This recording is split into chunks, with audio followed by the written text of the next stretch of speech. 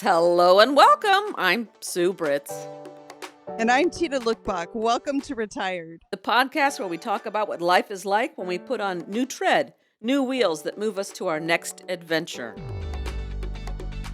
Good morning, Tina. You're still in Havana, correct?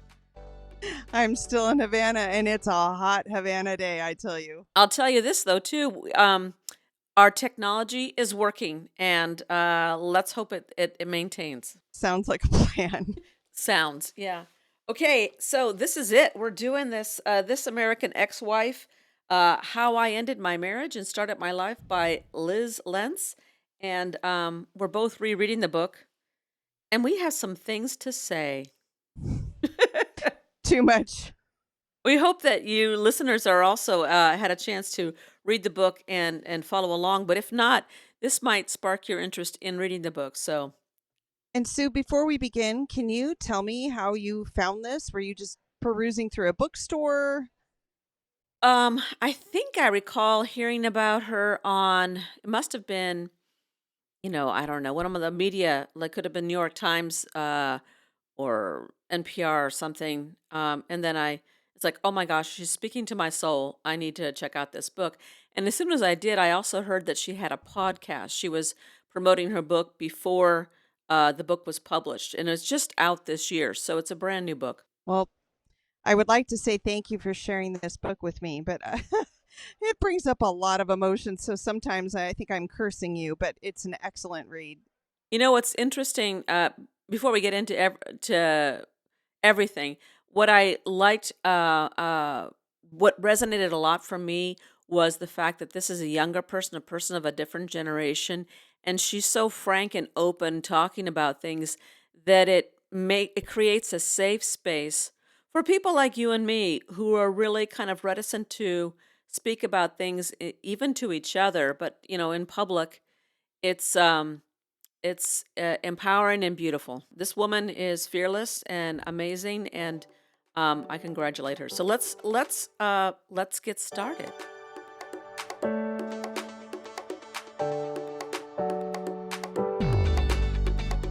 So, Tina, let's start with just our general feelings and our personal thoughts about this topic, the book, before we even get into the chapters, because we'll get into the thick of it shortly here.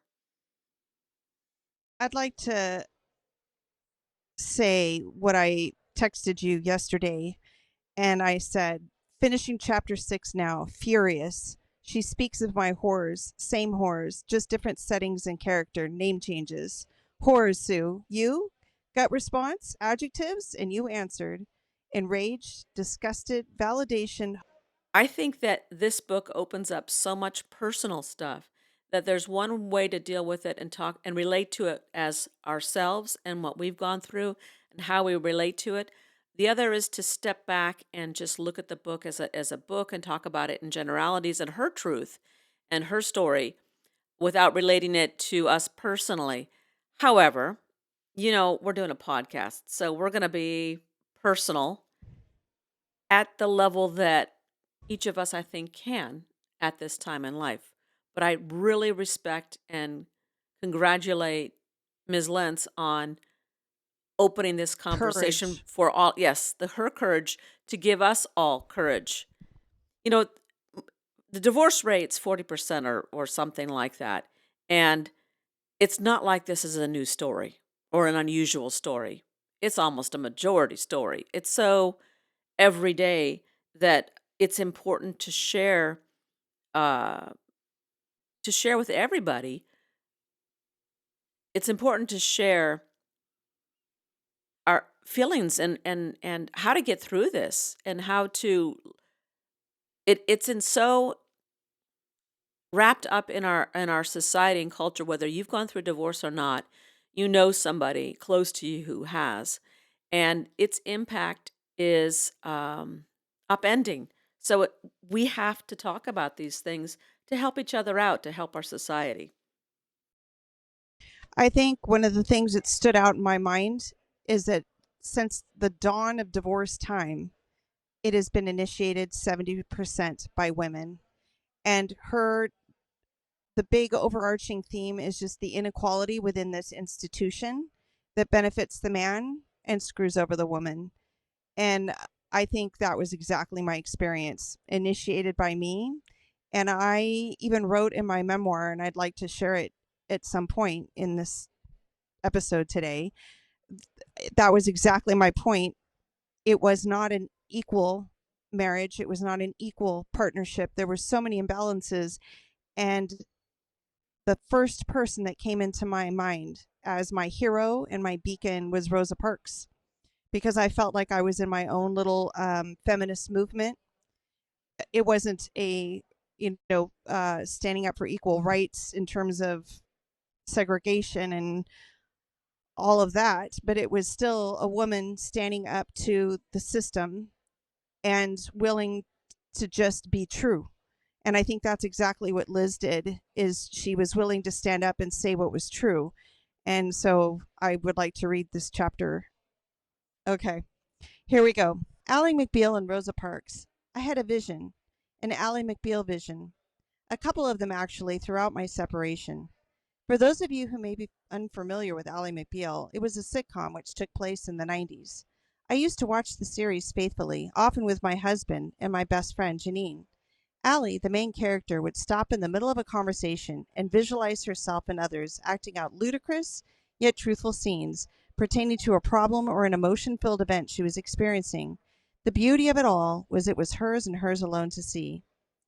My poignant Ally McBeal image is when I'm standing face to face with my ex. There was a tall white fan blowing at me with my ex-husband to the side. As I look forward at the fan and at him, I feel the shit land on my face. It stings a little at first, and then it starts to slowly slide down onto my clothes as gravity pulls it onward and downward. A few seconds later, another pile of humiliation is thrown at me, and the cycle of gravity repeats itself again, leaving clumps and slime all over the front of my body. This vignette represented how humiliated, degraded, disgraced, and discredited I felt by simply having the courage to leave a very imbalanced and equitable marriage. Each indignation hurled at me throughout the last 4 years brought me back, and still does, to this mental scene. Fan. Him. Shit. Throughout my separation, as I tried to understand what I really wanted for my husband, Rosa Parks is another who came to mind. She became my hero, my example, and my focus as I remained firmly rooted in fighting for my rights, my undeniable human rights. I was fighting for the first time for me. Rosa was an ordinary woman like myself. She was minding her own business, just living her life and doing her daily normal within a social system of indignity. However unfair the rules were, she followed them and took her, quote, rightful place on the bus. On that life-changing day in history, Rosa was pushed too far. The bus driver asked the wrong woman at the wrong time to give up her seat. That seat was hers. Hers because of her skin color. Hers because that's what was left for her to take.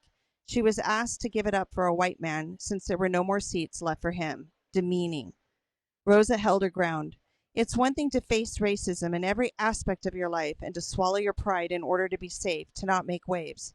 But it is another step too far when you are asked to give up what little dignity you have left and make way for another level of degradation. Rosa was my rock. Rosa was my lighthouse, navigating my beat-up teeny boat through the choppy, unforgiving waves and craggy rocks jutting out of the water that were sure to crush me and rip me apart in a million bloody pieces. Without that beacon, Rosa's beacon, I would have had nothing and no one to give me a sense of safety nor direction. Rosa's experience gave me the strength to stand up after 22 years and having nearly lost all of my self-worth. This leads me to my second Ally McBeal vision I so frequently played inside my head.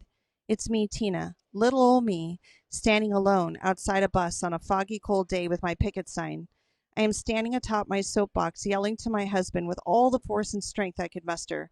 I just want to get on the bus from any door I choose and sit in any seat I choose like you do every day. That's all I want. I want the same rights and freedom as you. Give me my rights, God damn it, nothing more.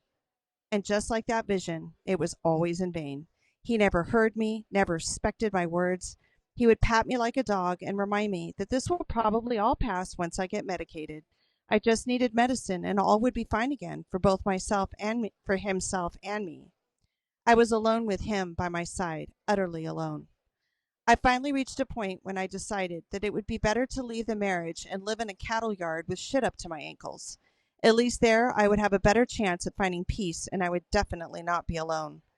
I knew that leaving him would put me in a place of sheer vulnerability.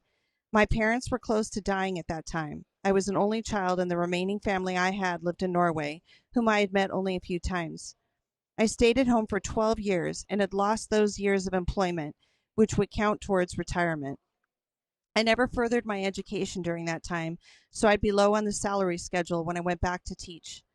I came from a blue collar working family. The last of their assets would be spent in a senior facility to provide them with medical care as each could no longer live independently.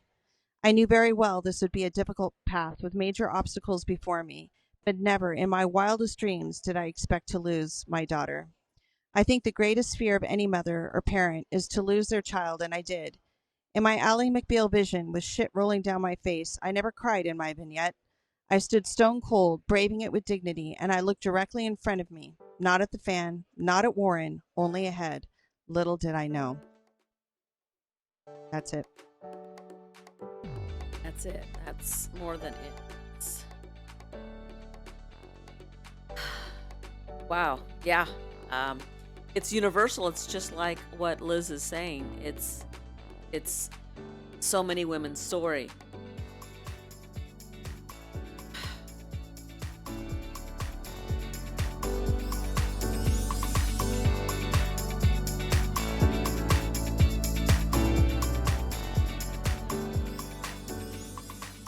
Title chapters. Um, Readers or listeners, I should say, you'll notice that the book is written in a number of numbered chapters. The first one is the end, and I just think this is so profound. I love how she starts with the ending and ends with the start, and I think that's a beauty that we all need to carry when a decision is made to end something, knowing that there will be a new start is that turning from the negative to the positive. So it's kind of cool. I like the way you looked at it. I basically just homed in on the events that took place for her that really seemed so similar to my own. So you looked at it from the big overarching, and I was looking at it from the little details of, oh, you too? No way. Well, that's what I'm saying. Her story is so relatable. If it's not exactly relatable, it's so similarly relatable. And the fact that it is relatable to women, not just her age, her generation, but other generations, older and younger, it's so universal. And that's one of the amazing things about the story is we got to get it out because it's all our stories. So her story comes out. She describes taking the trash. Was the trash one of your stories? It's certainly my story. I'm like, oh my word, the trash, and all that it represents. The trash being brought up, even during your counseling sessions. It's trash. The trash is trash. Yeah, it was my eternal struggle. Why do we have to beg? Why do we have to request? Why do we have to model how to take out the trash? That's your only friggin' task, and you can't do it. So, it's supposed to be something done every day, like the dishes are done every day, like you eat every day, like you tidy up after yourself every day, or I guess you don't tidy up after yourself. Someone else does it for you. So the one thing you got to do is not being done, and then it requires like you're a mother having to mother this Wow. man Yes. child to say, could you please, like it's something you would ask for. It's a request. It's a responsibility that, or that you have to remind them because it's not that much of a priority, or that you have to model for them how to do it because you haven't modeled it enough in the past to how to do it. It clearly says how much you don't care and how much the family doesn't matter. And so if you're living by yourself in an apartment and you let the trash pile up, you either become a hoarder trash person or you end up taking care of those responsibilities, you know? Why does why do you have to yeah, trash. It's I so think the disrespectful. overarching, I'm going to jump to that because I could probably insert at least 1,000 quickly situations. And what it really boils down to is what you said. It is a complete dismissal, a complete not listening, a complete inability to demonstrate that you care, as you said. That is a demonstration when someone is that desperate that you are begging and at tears and they can't change and gracefully and get up out of the bed wherever they are and bring out the trash in that instant. If I saw that my husband or wife was in tears, I would get up, I would fix it, and I would make a point of bringing out that trash for the rest of my days because I would care. Well, and this goes to, and then I have to step outside of that and not take it personal and not be that deflecting this bitterness that, that makes people not listen to us because you're just so bitter. Well, yes.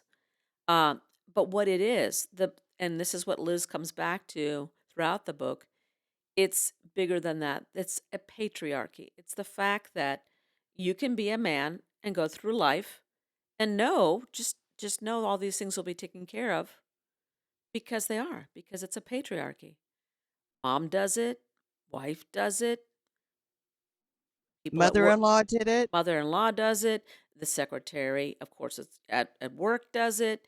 All the just the not even cognitive understanding. It's just a gut upbringing and institutionalization of everything is for you to do as you want. So I'm just going to jump into her following him. They both have their degrees. They both are now seeking a job. And of course, his job was the important one. She figured she'd find one.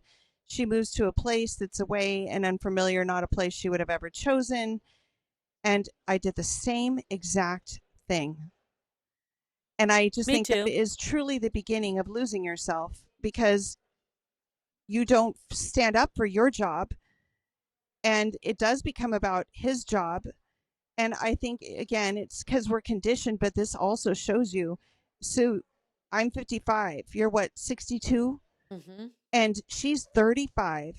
And it shows you things haven't even changed. Yep, that's my point. Is the fact that we can be sisters sitting here together and talking to Liz as if it's the same experience because it is because it's a patriarchy.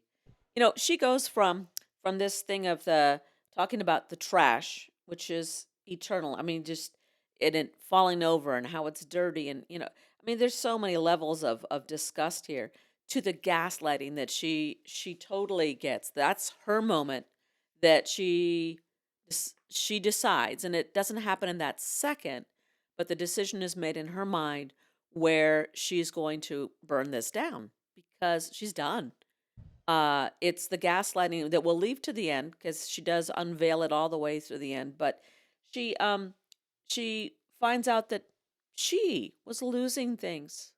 She was losing her mind, right? She was being blamed along the way for misplacing these things that end up being in a box that the husband puts down in the basement. And And and it takes her as, 6 more months to decide that's it. but this to me was the worst. It is the fact that she said, I am missing these things. And he is saying, really? Knowing Correct. what he is doing. But it is the epitome of dishonest. Like, be a man. Just say, you know what? I really hate that sign and I took it down and it's in the basement. Just be honest, for God's sake. He's making her feel delusional and he's the one doing it on purpose. But to do that level of planned Yes. gaslighting and ongoing Yes. gaslighting. So fine, she wasn't beaten. She wasn't even verbally assaulted in horrible ways, but she was totally emotionally abused. Stripped. By that level of gaslighting, it's an abuse. It's disgusting. It's non-human. And I don't know if this is a killer alert, but the fact that he promised with a witness in therapy, promised, and then does it again. Yep. That goes to show you he never had the intention of changing anything. And it still didn't matter because I'm sure they probably spent a few $100s in a couple of sessions just on that part alone so that he could understand how how horrible that was for her, and it didn't matter. And again, it goes back to he didn't listen. And I'm going to throw something in Or that he stuck did with me. listen and he decided he didn't give a You're shit. right. You're right. Okay. You're right. He listened, he heard it. That's true, and he repeated it back. Her voice, her voice, a woman's voice, was not valuable enough to even consider. Her emotion, her sense of self, her entire sense of self was not worth, yeah, a mug or other items that disappeared. I remember something that stuck with me that you had mentioned within your marriage, and it was, Tina, I don't want flowers. I don't want flowers. I don't want roses. I don't want them. And I think you wanted like another kind of flower or no flowers at all. I can't remember. But the point is, I think you wanted tulips or something. Was it another kind of flower I or didn't just no want flowers? friggin' red roses. And you hated red roses. And every time he would get them, you would say, I really don't love red roses. And to me, it's the same thing. You say it again. It's like the trash, and again and again and again. And how do you not hear? How do you not hear that? It's either so unimportant what you want. I don't know. It And so that stuck with me I in my can't help but think that you do hear, and it's one more way to sock it to you. It's like you're like, I'm doing this great, beautiful act for you. First of all, it wasn't, and no. I'm gonna hit you under the belt at the same time. I got you at both levels. So now, what do you owe me? I'm doing this Oof. wonderful deed, and at the same time, I'm pissing you off, and so now you owe me.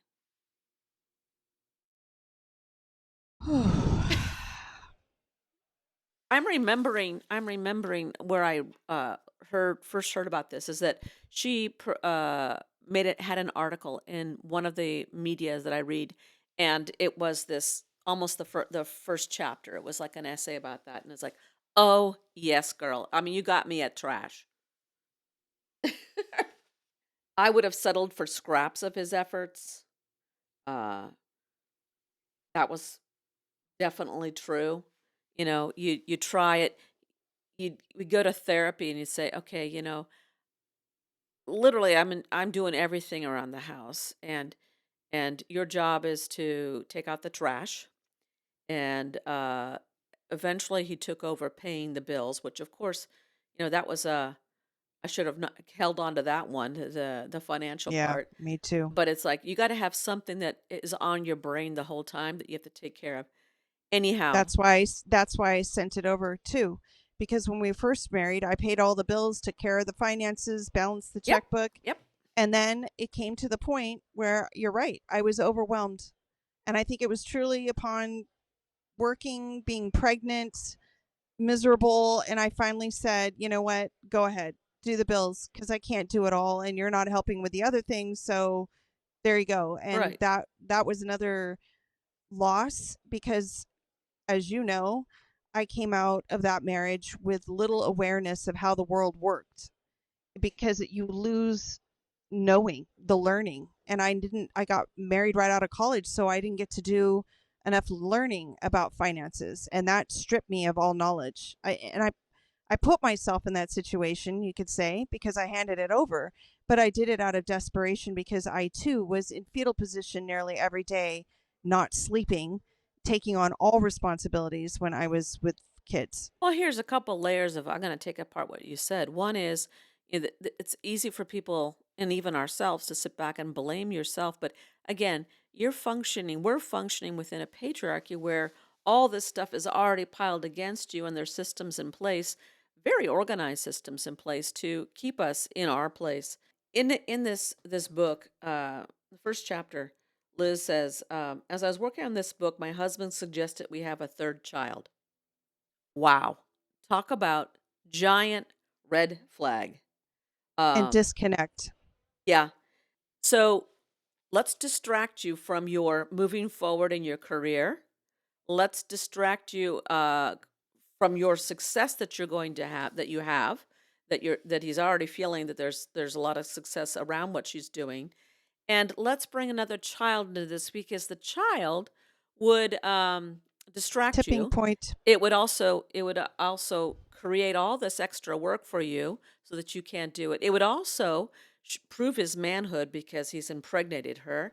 It would also martyr a child. How dare you martyr a child because you're going to have a child to help your marriage or help your that's that's the ultimate horrible thing to do. Not only are you destroying yourself, your own dignity, but and your wife and that marriage, but that child's going to have to deal with the fact that you were having you're coming into the world was the beginning or the additional weight that breaks the camel's back. What a horrible thing to do to a kid. It leaves me speechless. There's so much here that leaves us speechless. It's like how do we even go there, you know? I remember my ex wanted, I remember wanting to have, I loved kids. I have two or three kids is what I imagined. I'm from a family of four kids, and I always liked having siblings. Um, but then I got into the to the marriage, and I realized, this is. I had a daughter. This is what I absolutely wanted. Wonderful. I would never change that for anything. And when the idea of a second child to help the marriage or to further, again, I think isolate me from my career desires, um, it's like, no, I said, if you want to have another child, then you have to sign a contract, a legal contract that says you will be the primary care provider. And I outlined the jobs that requires because I knew that I couldn't do that along with everything else and be happy and not blame that child, martyr that child. It just was wrong. And of course, for him, that's maybe one of the tipping points for him where I stood up for myself and said, no, I'm not going to have another child unless you are going to do something very different.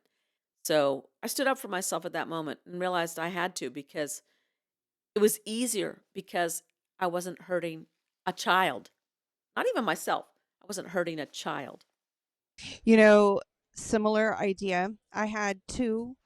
I really wanted more. And I had really spent some time thinking, do I want a third? And I kept coming to the answer. My whole body would kind of just shake because I knew that the third one would put me in an institution Oh, God. because I knew by the second time around, I would get no help. So if I had a third one, could I possibly balance that? And by the way, I wanted to go back to work. There was a position at the school that he was at, and it was part time. And I said, "Hey, wouldn't it be great? We could work together." And he looked at me and he got cold. He said, "No, I don't think you can handle it. You couldn't handle it." And my whole body got so enraged because I thought to myself, I knew that that wasn't true. But after I divorced, and I thought to myself, are you kidding? All the work that I was doing at home, running a tutoring business that started in the wee hours of the morning while juggling children. He wouldn't show up sometimes, so the kids are fighting in another room. I'm not feeling professional. I end up getting students to come in and babysit because he couldn't make it year after year. There were times he couldn't make it. So I had 30 people sometimes coming through my door. And I thought, while balancing children without him, and I thought, how could I not handle a part-time job? But it made me doubt myself. Yeah, he really used isolation against you to do that and played mind games on you. I'm saying the assault that's done on women, you may not be physical, and sometimes it can be, uh, but there's definitely emotional assault and control to keep the structure in place because he's living like a king. He's got the income, he's got a wife, he's got the kids, he's got the career, he's got the everything. He had his outfits lined up for the week. He had lunches packed every night. And when I finally did break and I finally did decide to go back to work part time, I let that one go. I went back to my favorite school in the end as the part time job, and I didn't ask him this time. I said, I am applying and I'm going back to work, and your life will not change. Now, isn't this interesting? So I had such insomnia from the stress, but so happy to be back that I was up at 3 in the morning making all my lesson plans. I cut down my tutoring, but I kept it just in case I couldn't handle it and needed to quit my job and still had my other income. So I'm still running a business. I'm working part time, and the house is still immaculate. He still had his home cooked meals. I still was pleasant. So when she talks about how she was balancing it all, trying to write her book, trying to have a life, I did the same. I worked twice as hard. And in therapy, I said, look, do you see? I'm still handling it all. He's like, no. Well, here, Tina, I'm listening to this now, and it occurs to me that why why are we going through this stuff? Why can't we call out lifelines we to our friends and our family and because in retrospect you can look at this and go, "Oh my gosh, Tina, I wasn't there for you. I could have helped you, you know. I could have thrown you a lifeline." And so could so many other friends that you had. But and I think I know the answer. I know the answer for myself, Me which too. is you I'm excited to hear what you you have to say because I think I know it too. Go ahead. because one, you don't want to put a burden on people, but it's also revealing so much of your faults, and it's not a fault; it's or your flaws or your inability. It's sharing the real deal of real life. I think our modern culture in the United States kind of is one more layer that we have to deal with. In other days, other generations before, you'd have your friends and family around literally down the street or in your house. You couldn't hide these things to the same extent, and you could share the burdens more. I think that's one of the things we've got to share this stuff, people. I believe also, like, in in ironically, in countries where there are no resources, and you're right, the families live close. There's an aunt, there's a cousin, there's a teenager. Everybody chips in to help. And you're absolutely right. And that's the difference. We're a colder, more isolated place where we move away from our family, like she did. She moves all the way to Iowa, and I moved all the way to Northern California. So my parents weren't there as backup. Her family was not there as backup. And you're right. I didn't reach out to you for two reasons. One, I think we're conditioned that we should be able to do it all because we are putting on the facade that women can do it all. And we want to believe we can work full time and we can have a clean house and perfectly raised children and a happy marriage. And that is the facade that we all buy into on a level and keeps this going forward. And it takes people like Lyz, who actually tells the truth of what's going on behind the door, behind the Facebook post. This is the reality. And that's where I'm grateful to her because she is speaking the truth. I agree, and here I'm remembering because it's resonating again for me. What I wanted to say earlier, having you say, how do you do all these things? You've got your household, which is a wonderful thing to have. You've got your job, you've got your spouse, you've got your children. How do you do it all without going crazy? Well, people do it all the time. The problem is that the spouse, this husband we're talking about, creates more work and undermines at the same time. And it would be easier to do it on your own. It's still hard, but it would be easier to do it on your own than have to deal with that, with his additional labor requirements and the undermining, the gaslighting that we saw Liz experiencing as well. Ugh. So here's one. She says she talks about I was the one who broke. I want to make that clear. If I hadn't, we might still be together. And I think that's true. If we hadn't, I don't think broke. I would relate doesn't relate to me. I don't think I broke. I felt so much fear, and I was able to confront it and move through it, that I was able to, otherwise we'd still be together. It's true. We'd still be living in that in that marriage. What, eh, our culture, my upbringing, totally promotes your it is indeed for life, whether it's good for you and your family or not. So you're this standing outside the norm. It's not, that's outside of the religion you were raised in. Um, yeah, but it wasn't healthy. So I've also been raised to believe that you need to be healthy and rational, and it wasn't healthy and rational. And I didn't break. I became strong to realize that it wasn't healthy or rational. I think it goes back to, for me, I bought into the idea that when you marry, because, married in the 90s, that I was going to have a partnership.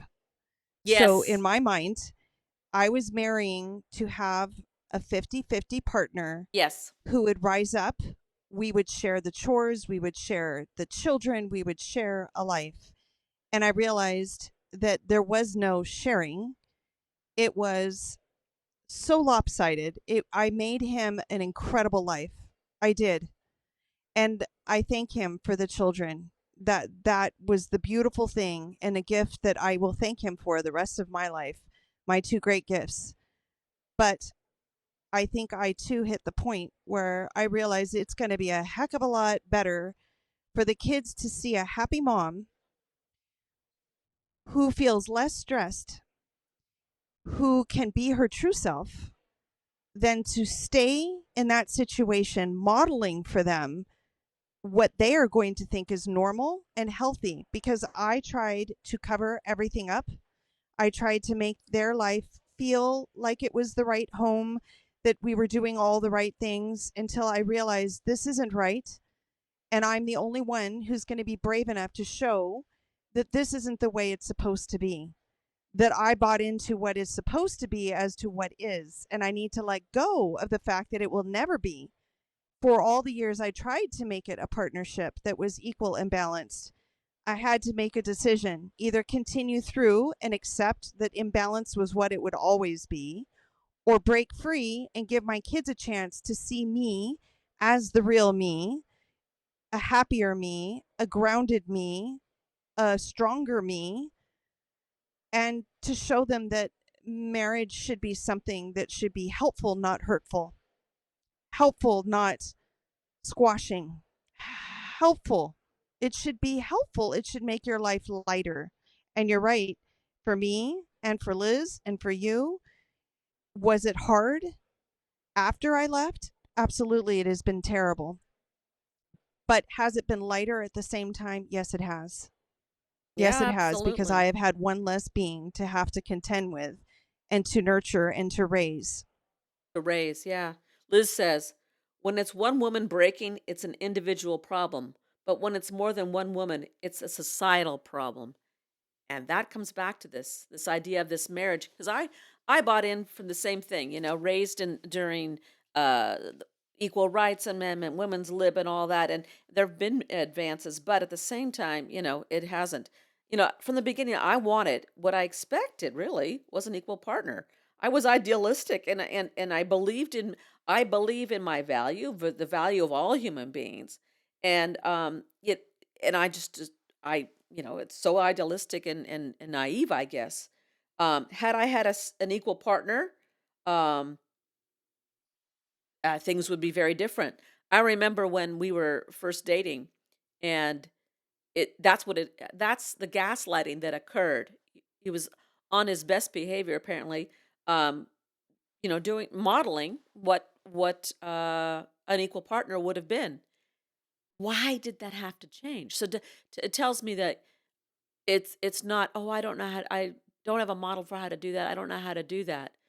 Because you're a smart person, you can figure these things out and you could follow advice, you could see the models that are going on and make corrections along the way because we don't know what it's like to be an adult woman raising a family. We learn to do this along the way based on things we've seen, but also based on what we find out from each other and through experience. So when you gaslight me at the beginning, giving this best behavior, and then it changes into, oh, that's all yours.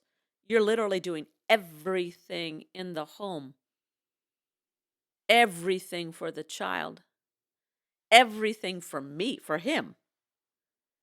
It's like Well, I you, call I'm sure, bullshit. came very I call last. Come on. bullshit. I didn't even I wasn't even part of the You weren't even story. in the equation. No. That's something that came to me later. Um, that is what happens. 2 plus 2 is equal to 4. So it should have been Warren plus Tina equals relationship. And instead it was Warren plus everything else equals the relationship. I wasn't even in the equation. And it took me till after I left to realize, oh my God, where was I? I wasn't even in the equation. And now I look at situations and make sure I'm in the equation. Absolutely. And the equation assumes the patriarchal support that is provided men at all levels, all along their life. Oh,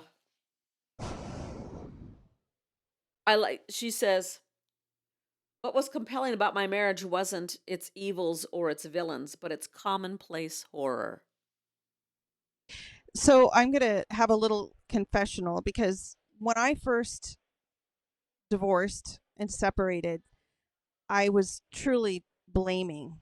I blamed him for everything. I It was all the back years of pain of not standing up for myself. But as I've gone through therapy, I realized that part of this really was my responsibility. And I will tell you how, and this is where it's the societal thing. So in my family, my mom, she ran a business in the home, but she was basically the homemaker. And his mother was too.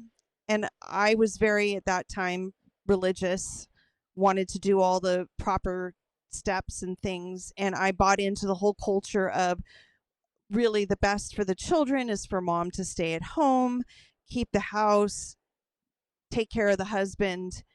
And I bought into that and I thought that was the right thing.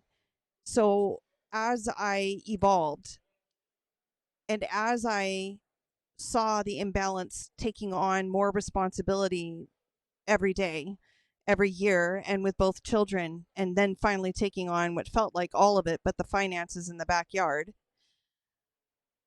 I realized that what changed for me was not that that was the wrong thing to do. It was understanding that when I begged for help and I had, let's say, a fever with a sinus infection, and I had to myself get in the car and sit in the urgent care to get my own medication because his work came before my physical need. I never had a, a day when I asked, because I was at my breaking point, can you please take a sick day? Because I have a fever and I'm sick and I'm home with 2 children and I haven't slept. And he couldn't. And I realized, I think that was the thing that really snapped it for me at some level, that I don't have a partner, because a partner would help you when you're sick. Well, they would see it and recognize it and offer that help before having to even be friggin' asked. But even asking, I did not get it. I still had to schlep myself down to take care of myself because I was that sick and needed medication. And I hope, then after that, you get well and then you run the hell away. God, that story, that's very illustrative of everything. And this thing of women are so bitter and they're blaming and all that. Well, hell yeah. Hell yeah. What do you expect? I mean, it's just a rational human response to such institutionalized acceptance of That's what a woman's condition is. And of course, when you break, she had mentioned it and I felt it too, that when you get to the breaking point because you don't have sleep, you are juggling it, and there is no awareness of what you do, because truly, the only times I ever left, I went to scrapbooking retreats for a weekend once a year when my youngest was 2 and my oldest was 5. And so it was the only time he was ever with the children completely alone. And then it became fun feast, fun time. It was, let's go to every fun place. Let's get all the food that you're not supposed to eat. And it was easy. It was joyful, right? Because he had the experience of being with the kids, but not in a realistic day-to-day thing. So part of it is when their lives are so good, they can't even conceive that it's hard for you because you've painted this picture for them. And that's the part that I take in the responsibility of the relationship. I should have just left without warning for a week and see what it was that I was up against. But I couldn't, because I couldn't use my kids to prove a point. That would be wrong. Right. So I never did. But that would have at least opened the door to maybe some possibility, some kind of an awareness of what it was I was living. But I think that's the problem. Most of us women don't want to just leave like that because it's not fair to the kids. And so ultimately, I'm going to say this, it was for the children, not myself. It took what I thought was best for the children to finally make that decision. I was secondary, but it was for them that motivated me and gave me the courage. And here we go again. It's the same thing where it's about everybody else but your own self. Right. Right. And because we understand what it is, the responsibility, the love that it is to be a parent. A If parent. you're a parent, and so if you bring a life into this world, you are taking responsibility for that. And it's a very serious thing. And so you've got to protect and nurture that child. And that's your job. And the fact that some people don't do it, a good chunk of people don't do it. There's someone there that can do that for the child, that you've got to do it. I mean, and it comes at a cost. It comes at a cost of self. But like you say, you can model for that child some self-care along the way, self-love along the way. At some point, taking care of that child in that marriage was different, and being able to find a pathway out of that was healthier. That's bravery, that's strength, that's everything.